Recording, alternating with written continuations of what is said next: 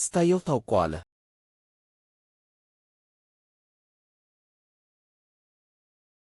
ለቹ ቪያግራዬ ዋናውን የመድኃኒት ዱቄት እንዴት አገኘ? ወንድሜ ማርከሻውን በማዘጋጀት አብሬህ እንድሆን ላከኝ። ስለዚህ በተፈጥሮ መድኃኒቱን ይዤ እመጣለሁ። ሉ ጂንግሾ አንተ ጀግናዬ ነህ። እሺ ተነስ። የምነግርህ ሌላ ነገር አለኝ። ምንድን ነው? ልዑሉ ከረጅም ጊዜ በፊት ገምቶ ነበር አቃጣዩ ማርከሻውን እንደሚፈልግ። ስለዚህ እኔ ማርከሻውን ማዘጋጀቴን እንድቀጥል አስመሰለ፣ እባቡን ከጉድጓዱ ውስጥ ለማውጣት በማሰብ። ተንኮለኛ እና አሰያፊ! እንዴት ደፋር! ልዑሉን ለመሳደብ እንዴት ደፈር! አዎ፣ መልሰህ መዋጋት ትፈልጋለህ? ማን እንደሆንክ እስቲ ልይ። አንተ ማን ነው?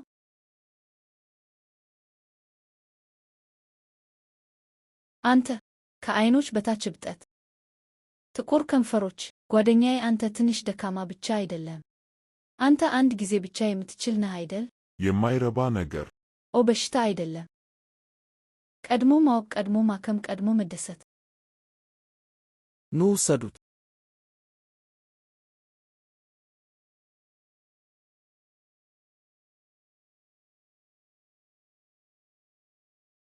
ሄ ንጉሠ ነገሥቱ ይህንን ሰው በቦታው ላይ አይገድለውም አይደል? እኔ ደም እፈራለሁ። መጀመሪያ መሄድ እችላለሁ? ሹህ ዋይረን፣ ዶክተር ፋንግ ማርከሻውን እንዳያዘጋጅ ለምን በተደጋጋሚ ሞከር? በሰውነቴ ውስጥ ያለው መርዝ አንተ ነህ የሰጠኝ። ድፍረቱ እንዳለህ አላምንም። ከዚህ በስተጀርባ ያለው ማን እንደሆነ እስከ ተናዘዝክ ሕይወትህን ማትረፍ እችላለሁ። ከዚህ በስተጀርባ ማንም የለም። ሉ ጂንዣኦ፣ አንተ በጣም ራስን ጻድቅ ነህ። ዋው! ይህ ሹህ ዋይረን ቆራት ነው። ንጉሠ ነገሥቱን በስሙ ለመጥራት ደፈረ። ወራሾች ሊኖሩህ አይገባም። ያች ውሻ ሙሮንግ ሹ ባትኖር ኖሮ በዕድል ወንድ ልጅህን አርግዘ የቤተሰብ መስመርህ ከረጅም ጊዜ በፊት ማለቅ ነበረብ። ክቡር እመቤት ሹ ወንድ ልጅ አላት።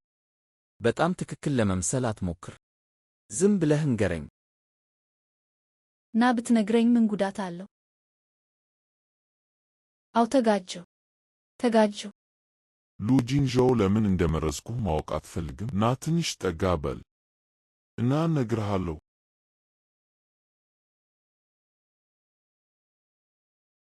አይ ደም ቻች ንጉሣዊ ወንድሜ ቻች በከባድ ሁኔታ ተጎድቷል። ወዲያውኑ እንዲታሰር ወስደዋለሁ። ቶሎ ሂድ።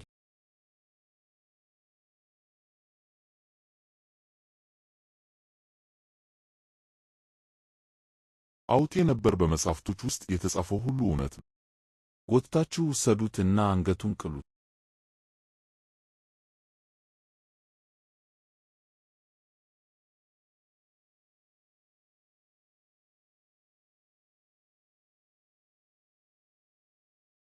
እንደዚህ በጥልቅ እንደምትወደኝ አስቤ አላውቅም ነበር። ለኔ ስትል ሕይወትህን መሥዋዕት ለማድረግ እና ምላጭ ለመቀበል ፈቃደኛ ይሁን።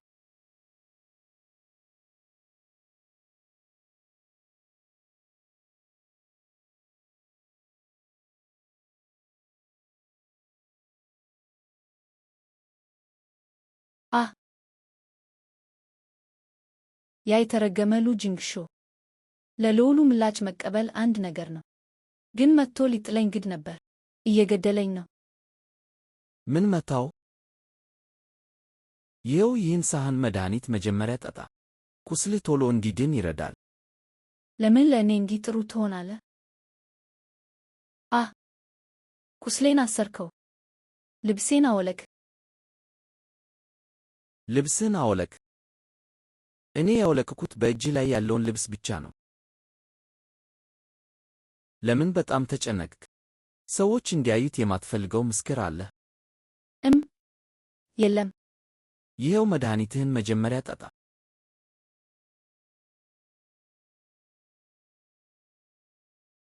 ለምንድነው ይህ መድኃኒት በጣም መራራ የሆነው? ከሕይወቴ የበለጠ መራራ ነው። ጥሩ መድኃኒት መራራ ነው፣ ግን ለበሽታው ጥሩ ነው።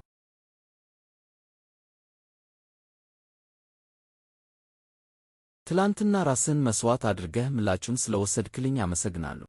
ስለዚህ ይህ የተረገመ ልዑል ሆን ብዬ ያዳንኩት መስሎታል። ታዲያ ይህንን ዕድል ተጠቅሜ ትልቅ ገንዘብ ልቀበለው ይገባል። ኦ ምንም አይደለም። ከቃላት ይልቅ ተግባር ይበልጣል። የተወሰነ ቅንነት ብታሳየኝስ? እሺ፣ በርግጥ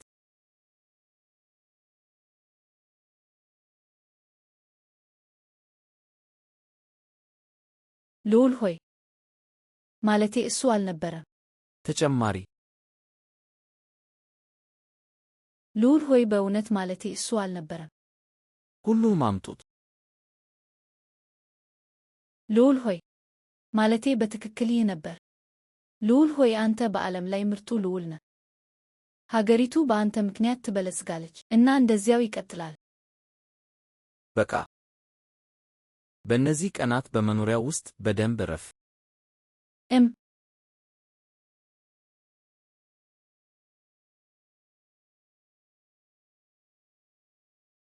ፋንግ ቻች፣ በሕይወት በመኖርህ በእውነት ዕድለኛ ነህ። ከአድሃኝ ምርጥ ሰዎቼ አንዱን አሰጠኝ። እንደ ዕድል ሆኖ ሹህ ዋይረን ብልህ ሰው ነው። ራሱን ከእኔ እንዴት ማራቅ እንዳለበት ያውቃል። ሆኖም ሞቱ በጣም ዋጋ ቢስ ነበር። የመጀመሪያው ልዑል የእሱ እና የእኔ ስነ ሕይወታዊ ልጅ እንደሆነ፣ ስለዚህ እኔን አሳልፎ እንደማይሰጠኝ ግልጽ ነው። መጠቀሚያ ብቻ የእሱን ዲቃላ ልጅ እንዲሸከምለት የሚገባኝ ይመስል። ክቡር እመቤት፣ በዶክተር ፋንግ ላይ ባዘዙት ምርመራ ላይ መሻሻል አለ። እንደዛ ነው? እስቲ ንገሪኝ። ልዑል ሆይ፣ የምስራች አለኝ። እሄዳለሁ። ኦ ቆይ፣ እኔ አሁን ወንድ ነኝ። ለምን ማየት አልችልም? ለምን ተመለስ? ሁለታችንም ወንዶች ነን። ምን የሚያሳፍር ነገር አለ? ምን እያደረግክ ነው?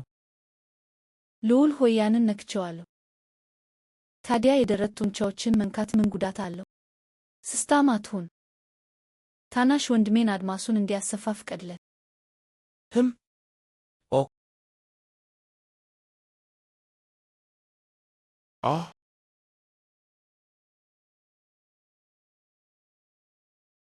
ልዑል ሆይ፣ ልዑል ሆይ፣ ልዑል ሆይ፣ ማረኝ! ልዑል ሆይ ማረኝ! ምንድን ነው?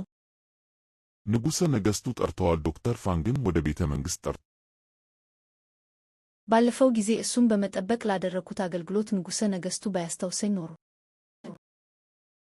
ሄ፣ ራስህን በደንብ እጠብ። እኔ እየሄድኩ ነው። ሄ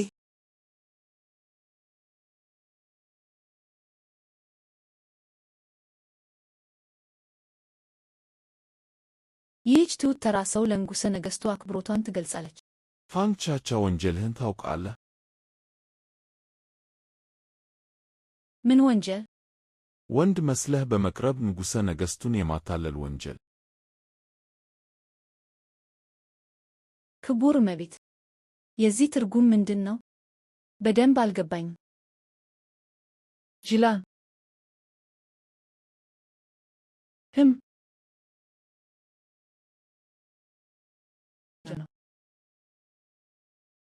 አንተ ጎልማሳ ወንድ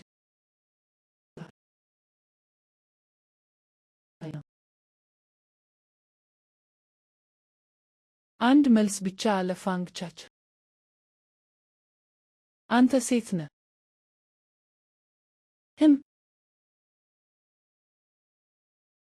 ክቡር እመቤት፣ በጥቂት ደም የፈሰሰባቸው ልብሶች ላይ ብቻ በመመስረት ሴት መሆኔን ማረጋገጥ ትችያለሽ? ያ ትንሽ ችኩልነት ነው አይደል?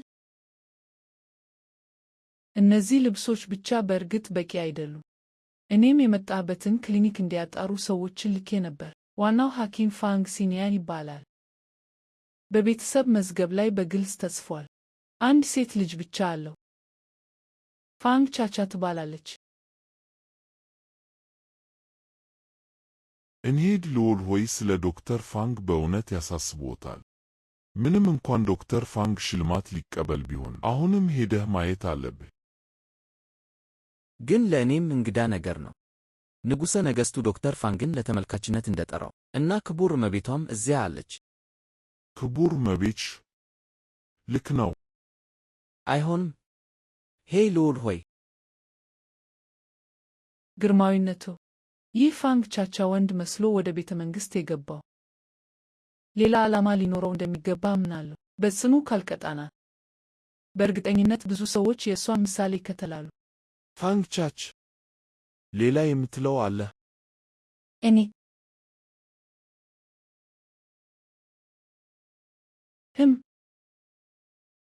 ክቡር እመቤትሽ የተናገረችው እውነት ይመስላል። አንድ ተራ ሰው ንጉሠ ነገሥቱን ለማታለል ይደፍራል። አገልጋዮች ወደ ሰማያዊ እስር ቤት ወሰዷት። ቆይ፣ አሁንም የማብራራው ነገር አለኝ።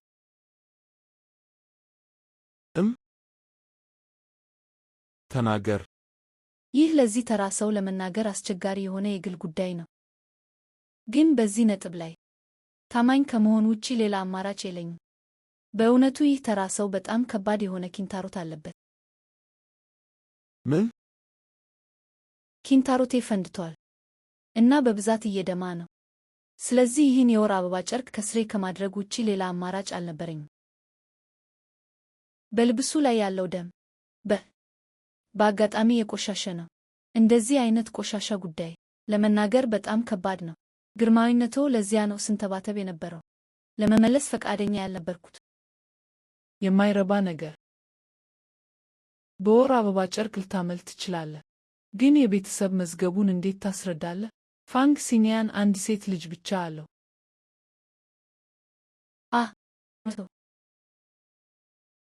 አባቴ በእውነቱ ወንድ ልጅና ሴት ልጅ ነበረው። አባቴ ከማግባቱ በፊት ከጋብቻ ውጭ ከአንዲት ሴት ጋር ዲቃላ ወንድ ልጅ ነበረው። እኔ ሕጋዊ እናቴ ማንነቴን ለመቀበል ፈቃደኛ ስላልነበረች መረጃዬ በቤተሰብ መዝገብ ላይ በጭራሽ አልተመዘገበም። የእቴ ስም ኬቻኪ ነው፣ እንደ ክሻይክ እና የዚህ ትውት ተራ ሰው ኬቻኪው እንደ ኩ በጥልቅ ግንዛቤ መከታተል ነው፣ እንደ ግርማዊነቱ ማስተዋል። በእነዚህ ሁሉ ዓመታት ሕጋዊነቴ በትንሽ ነገር ትመታኝና ትሰድበኝ ነበር። ካልተስማማችኝ ትልቅ ጥፊ ትመታኝ ነበር።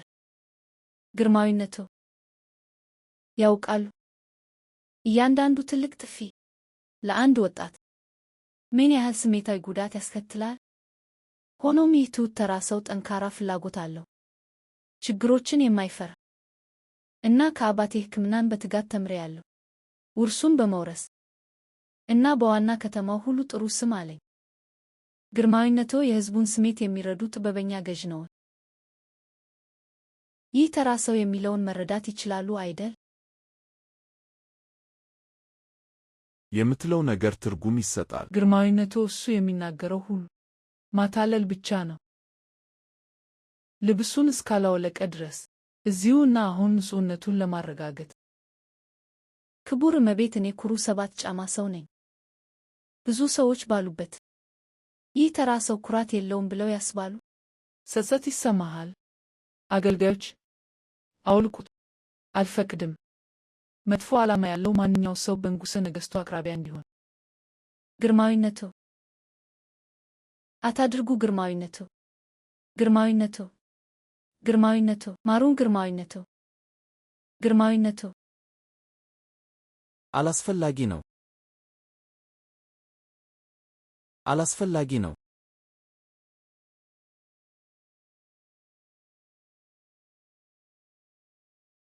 ተነስ። የንጉሠ ነገሥቱ ቅዱስ ሰላም። ቅዱስ ሰላም። ፎርማሊቲዎቹን መተው ትችላላችሁ። ለምን መጣ? ስለ ዶክተር ፋንግ የማርከሻ ዝግጅት ሂደት ለመጠየቅ መጥቼ ነበር እና ወደ ቤተ መንግሥቱ እንደጠራኸው ሰማሁ። ስለዚህ ለማየት አብሬ መጣሁ። እንደምታውቀው ንጉሣዊ ወንድሜ የፋንግ ቻቻ ቃላት እና ተግባራት ሻካራ ናቸው እና ሳያውቅ ያስቀይምሃል ብዬ ፈርቼ ነበር። ሄይ እኔ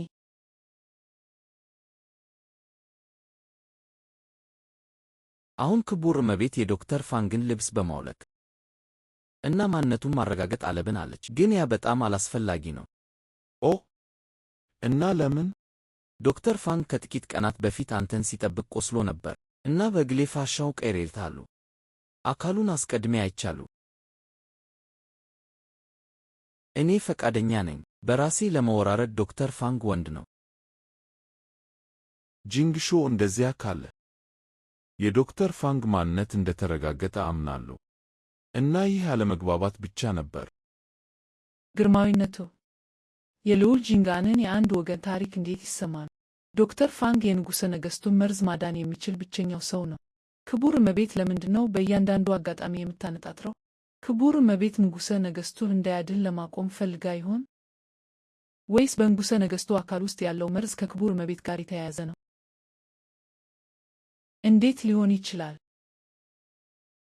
ግርማዊነቶ፣ ለእርስዎ ሙሉ በሙሉ ታማኝ ነኝ። እኔ የፈራሁት መጥፎ ዓላማ ያለው ሰው ከጎኖ እንዳይመጣ ነው እና ደህንነትዎን እንዳያሰጋ። እኔ የማምነው ክቡር እመቤት ሹ እኔን የመረዘችው እርሶ አይደለችም። ስለ ዶክተር ፋንግ ማንነት በጂንግሾ ዋስትና አምነዋለሁ። ይህ ክቡር እመቤት፣ ከዚህ በላይ አትናገሪ። ኦ ልክ ነው። ስለ ማርከሻው ስናወራ የምናገረው ነገር አለኝ። ምንድን ነው? ታዳ ቪያግራ። አይ አሁን ያዘጋጀሁት ማርከሻ ነው። ቶሎ አምጡት።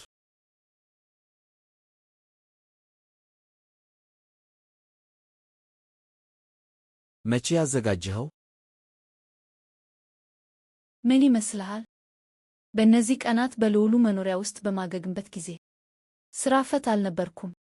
አሁን አንተን ለመጥራት ወደ ክፍልህ ስመጣ ስለ ማርከሻው ነበር። ስታጠብ አገኝሃለሁ ብዬ ማን አሰበ? ለእኔ ሽልማት ይመስለኛል። ግርማዊነቶ፣ ከእነዚህ ክኒኖች በቀን 1 ለ7 ተከታታይ ቀናት እና እንደ ወርቃማ ዘንዶ ብርቱ እንደሚሆኑ ዋስትና እሰጣለሁ። ሄ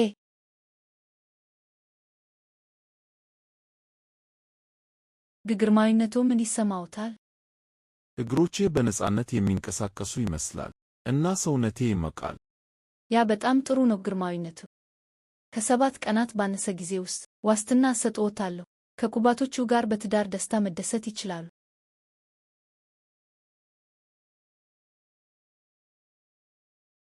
እሽ፣ ሕመሜ ስላዳንክ ምኞትህን ልፈጽምልህ ቃል ገብቻለሁ። ተናገር። ወርቅ እና ጌጣጌጥ ትፈልጋለህ ወይስ በቤተ መንግሥት ውስጥ ቦታ? መጀመሪያ ንጉሠ ነገሥቱ የአባቴን አሰቃቂ ሞት እንዲመረምርልኝ ፈልጌ ነበር። አሁን ግን ይመስላል የአባቴ ሞት ከክቡር እመቤት ጋር በቅርበት የተያያዘ ነው እና ክቡር እመቤቷ ኃያል ናት።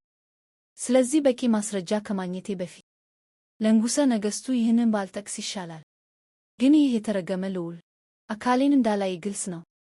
ነገር ግን ለእኔ ለመመስከር ሕይወቱን አደጋ ላይ ለመጣል ፈቃድ፣ ምናልባት ጉዳዩን እንዲመረምርልኝ እሱን መጠየቅ የበለጠ አስተማማኝ ይሆናል። ለግርማዊነቶ ሪፖርት ማድረጉ። ይህ ተራ ሰው ሁል ጊዜ ቀላል ሕይወት ነው የሚኖረው እና ለቁሳዊ ንብረቶች ግድ የለውም። ልዑል ጂንጋን ለበጎነት ቅድሚያ ይሰጣል እና ይህ ተራ ሰው ለረጅም ጊዜ አድንቆታል እና ከጎኑ መሆን ብቻ ይመኛል። ይህ ትሑት ተራ ሰው ለመጠየቅ ይደፍራል። በልዑል ጂንጋን መኖሪያ ውስጥ የረዳት ሐኪምነት ቦታ እንዲሰጥኝ እባክዎን በልዑል ጂንጋን መኖሪያ ውስጥ የረዳት ሐኪምነት ቦታ ይስጡኝ። የጋራ መፈላለግ ስለሆነ ልዑል ጂንጋንና ዶክተር ፋንግ እውነት እንደሆኑ አውቅ ነበር። እንደዚያ ከሆነ ከዛሬ ጀምሮ ወደ ልዑል ጂንጋን መኖሪያ ትገባለህ እና የመኖሪያው ረዳት ሐኪም ሆነህ ታገለግላለህ። ጂንግሾ ተቃውሞ የለህም አይደል? እኔ በእርስዎ ፍቃድ ስር ነኝ ንጉሣዊ ወንድሜ። አመሰግናለሁ ግርማዊነቶ። ደክሞኛል። ሁላችሁም መሄድ ትችላላችሁ። ኦ የጀመረ ነው።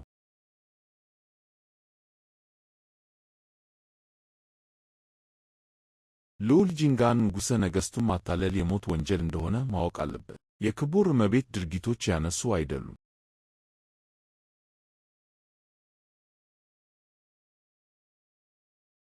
ለምን ወደ መኖሪያዬ መጣ?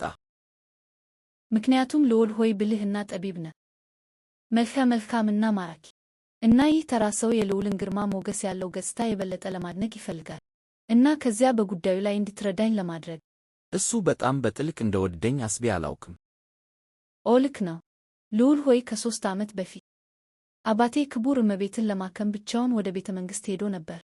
ግን ከሞተ በኋላ በድንገት አንገቱ ተቆረጠ። ምክንያቱን ታውቃለህ? ምክንያቱን ታውቃለህ? ስለዚህ ጉዳይ ሰምቻለሁ።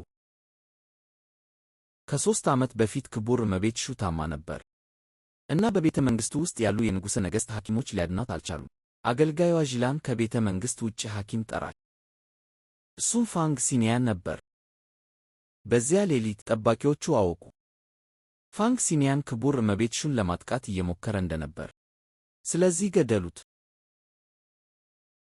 ክቡር እመቤቷ በዚያ ቀን እኔ ልታደርገኝ እንደነበረው በትክክል ተመሳሳይ ነው። ከፋንግ ቤተሰባችን ጋር ቂም አላት። ቂም እንዳላት አላውቅም፣ ግን አንተን ለማስወገድ ብዙ ርቀት ሄዳለች። ምናልባት ከአንተ ጋር ካለው ማርከሻ ጋር የተያያዘ ሊሆን ይችላል። ማለትህ ንጉሠ ነገሥቱን የመረዘችው እሷ ነች። ለዚያ ነው ንጉሠ ነገሥቱን እንድፈውስልህ የፈለገችው። ግን በዚያ ቀን ሹህዋይረን የረዘው እሱ እንደሆነ አልተናዘዘም ነበር። እሱ የሚያሳዝን መጠቀሚያ ብቻ ነው። ንጉሠ ነገሥቱን መመረዝ 9 ትውልድን በማጥፋት የሚያስቀጣ ወንጀል ነው። እንደዚያ ለመቆጣጠር ክቡር እመቤት ሹ በእሱ ላይ ምን ያህል ተጽዕኖ ሊኖራት ይገባል? ሄ ልዑል ሆይ፣ የክቡር እመቤት ሹ የትውልድ ቦታ የት ነው? በሹ ለምን? ይሄው ነው። ቀደም ሲል በሕክምና መጽሐፍ ላይ አንብቤ ነበር። የዚያ መርዝ ምንጭ በሹ ውስጥ ነው። እንደዚያ ከሆነ መርዙን የሰጠችው ክቡር እመቤት ሹ መሆን አለባት ማለት ነው። አሁኑኑ ሄደን ለንጉሠ ነገሥቱ ንንገር። አንችልም። ለምን? በእውነቱ ንጉሠ ነገሥቱ መርዙን የሰጠችው ክቡር እመቤት ሹ እንደሆነች ከረጅም ጊዜ በፊት ጠርቷል። ነገር ግን አባቷ ሙሮንግ ሄንግ በቤተ መንግሥቱ ውስጥ ጠቅላይ ሚኒስትር ነው እና በቤተ መንግሥቱ ውስጥ ያሉት ሚኒስትሮች ሁሉ ከእሱ ጋር ጠንካራ ማስረጃ ከሌለ በችኮላ እርምጃ መውሰድ የለብንም። የተረገመ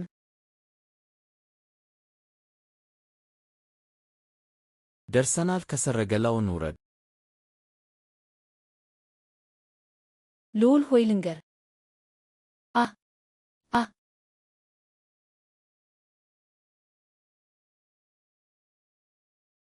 በጣም መልከ መልካም። ኦ ፈጣሪ! በዚህ ጊዜ ሉ ጂንግሾ ከሁሉም አቅጣጫ መልከ መልካም ነው። አይበርድህም? እማዬ፣ እነዚያ 2 ወንድማማቾች ምን እያደረጉ? አቲ አትማር።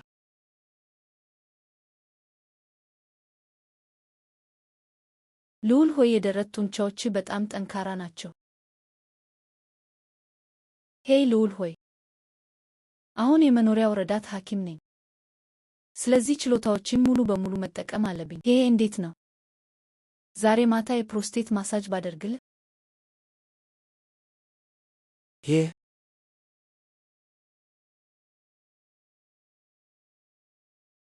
ምን እየየህ ነው? ምንም።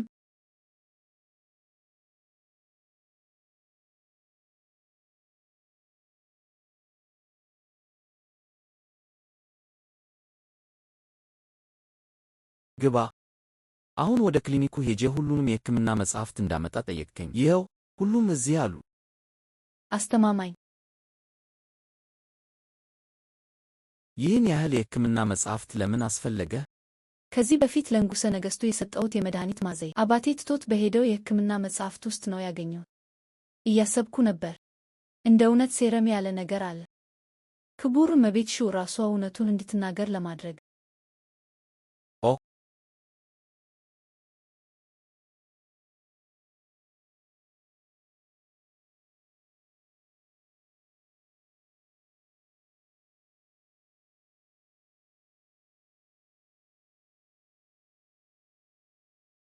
የጂን ሽፋኖቹ በጣም ረጅም ናቸው። እንደ ሴት ልጋፈጥህ ብችል ኖሮ።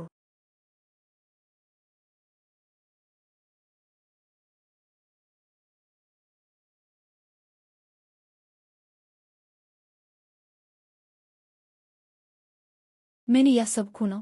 በዚህ ዓለም አንዲት ሴት እንዴት የወንድ ሕክምና ሐኪም ትሆናለች?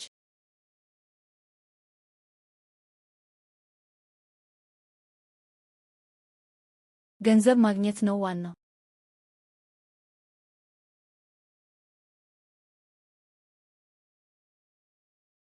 አገኘሁት። ማነው ያረገዘው? ማንም። ይህንን እንዳዘጋጅ እስከ ረዳኸኝ ድረስ ክቡር እመቤትሽን የሚይዝበት መንገድ አለኝ። ጠንካራ ማስረጃ።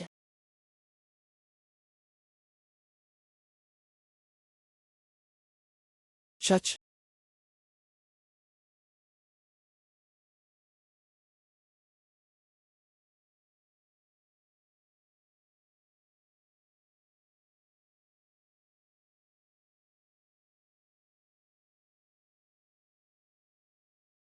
በግብረ ሰዶማዊ ልዑልና በተራው ሐኪም መካከል ያለው የማይነገር ምስክር።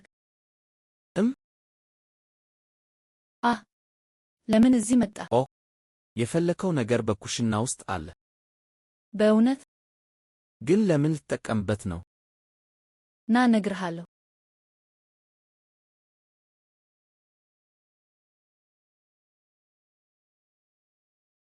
ምን ጠቃሚ ጉዳይ ልትወያይበኝ ነው?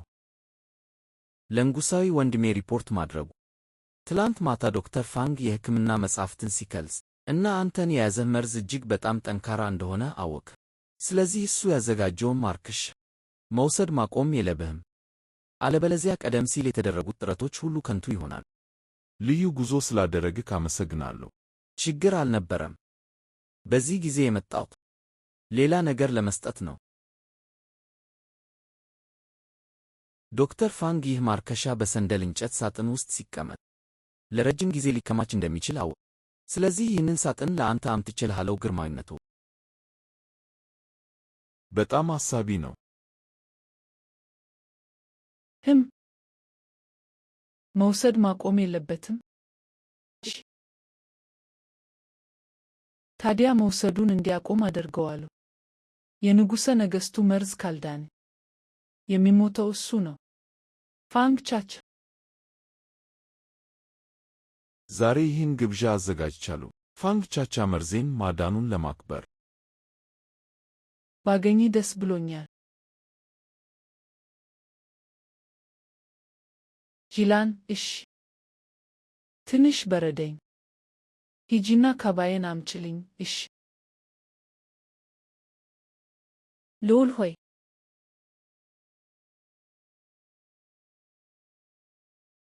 ማለቴ ንጉሠ ነገሥቱ በእውነት ይገርማል። ስንፈተ ወሲብ መኖር አንድ ነገር ነው፣ ነገር ግን ከዳነ በኋላ ድግስ አዘጋጅቶ ለዓለም ማሳወቅ አለበት። ቤተ መንግሥቱ ብዙ ዓይኖች እና ጆሮዎች አሉ። በግዴለሽነት አትናገር።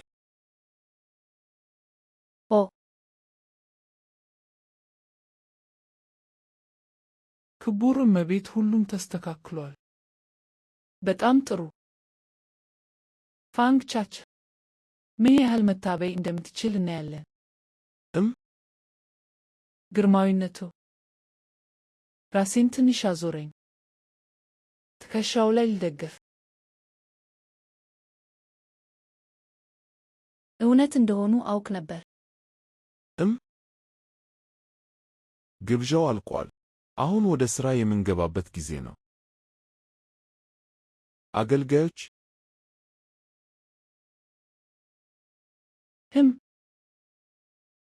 ግርማዊነቱ፣ የዚህ ትርጉም ምንድን ነው? ትርጉሜ ክቡር እመቤት ሹ በደንብ ማወቅ አለባት። ግርማዊነቱ፣ አልገባኝም። ፈትያ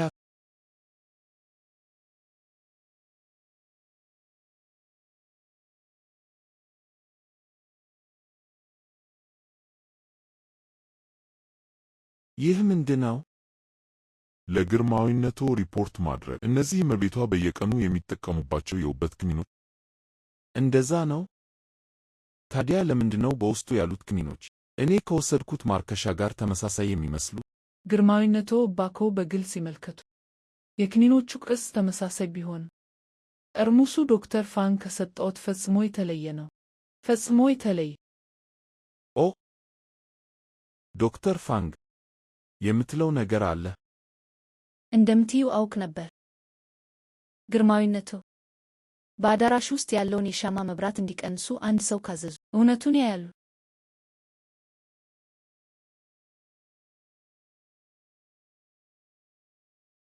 ጂያኦ ዩንዚ ገንያዝ፣ እባክዎን ይመልከቱ ግርማዊነቱ። በእጄ ላይ ፍሎረሰንት ስኩዊድ ቀለም አለ። ይህ ቀለም በቀን ምንም እክል አያሳይም። ነገር ግን ብርሃኑ ደብዛዛ እስከሆነ ድረስ ደካማ ብርሃን ይሰጣል። ይህ ከንጉሠ ነገሥቱ ማርከሻ ጋር ምን ግንኙነት አለው? ያ ጥሩ ጥያቄ ነው። ላስረዳሽ። በዚህ ጊዜ የመጣሁት ሌላ ነገር ለመስጠት ነው።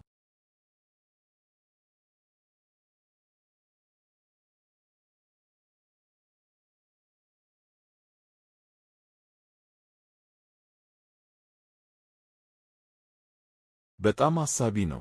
እኔ አሁን እሄዳለሁ። መሄድ ትችላለህ። በእውነቱ ልዑሉ ከመጀመሪያው ያውቅ ነበር። በንጉሠ ነገሥቱ ክፍል ውስጥ የክቡር እመቤት ሰላይ እንደነበር። ስለዚህ በውይይት ስለ ማርከሻው የውሸት መረጃ ለክቡር እመቤት ሰጣት እና በንጉሠ ነገሥቱ ሳጥን ውስጥ በፍሎረሰንት ስኩዊድ ቀለም የተዘፈቁ ተራ ክኒኖች ነበሩ እና ከጎኑ ያለው ማስታወሻ ለንጉሠ ነገሥቱ ነገረው። የእኔና የልዑሉ ዕቅድ በዚህ ጊዜ ሁሉም እባቡን ከጉድጓዱ ውስጥ ለማውጣት ነው እና በሚስ ዢላን እጅ ላይ ያሉት ምልክቶች ማርከሻውን በመቀየር የተተጆት ምልክቶች ናቸው። እናም አሁን ገባሽ? ክቡር እመቤት ሹ ዢላን ያንቺ የግል አገልጋይ ናት። መድኃኒቱን ስለ መቀየሯ በተመለከተ የምትይው ነገር አለሽ? ግርማዊነቶ፣ ስለዚህ ጉዳይ ምንም የማውቀው ነገር የለም። ብርህ ተሰማኝ። ስለዚህ ሂላን ካባዬን እንድታመጣልኝ ጠየቅኳት። ማርከሻውን እንደምትቀይር በእውነት አላውቅም ነበር። በአንድ መጥፎ ሰው ተነሳስታ መሆን አለበት። እኔን ለማጥመድ ፈልጋ ግርማዊነቶ መግደል አለበት። እንደዛ አይደለም ግርማዊነቶ፣ እኔ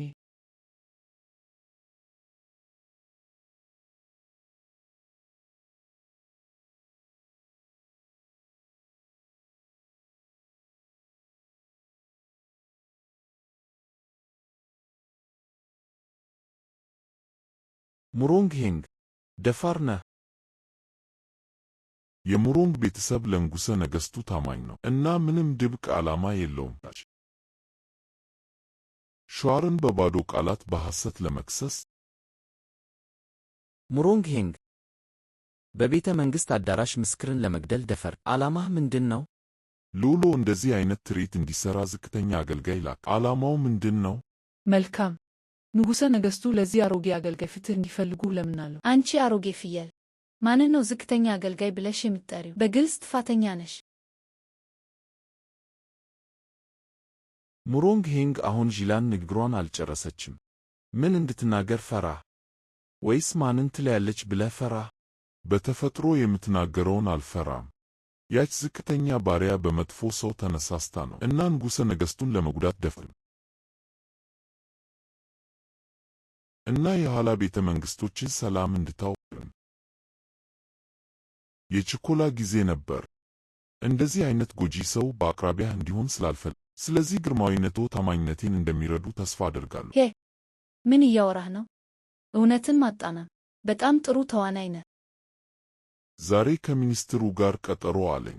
በከተማው ውስጥ ላሉ ሰዎች አቅርቦቶችን ማከፋፈል ለመወያየት። እባክዎን ለከተማው ሰዎች የበለጠ ትኩረት ይስጡ ግርማዊነቶ፣ እና የመጥፎ ሰዎችን ስም ማጥፋት አይስሙ። ይህም በገዢና በተገዢ መካከል ያለውን ግንኙነት ሊጎዳ ይችላል። ጠቅላይ ሚኒስትሩ በእርግጥ ለእኔ ምንም መጥፎ ዓላማ የለውም። እንደዚያ ከሆነ ወደ ሥራህ መሄድ ትችላለህ ጠቅላይ ሚኒስትር። አመሰግናለሁ ግርማዊነቱ። ይህ አሮጌ አገልጋይ ይሄዳል።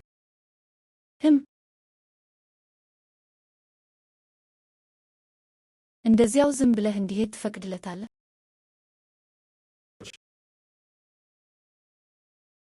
የሞት ቅጣት ሊቀርላት ይችላል፣ ነገር ግን ከቅጣት ማምለጥ አትችልም።